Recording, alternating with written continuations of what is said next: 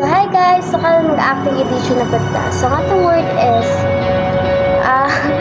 so, ibig sabihin, wala lang pala lahat sa'yo. Supportive.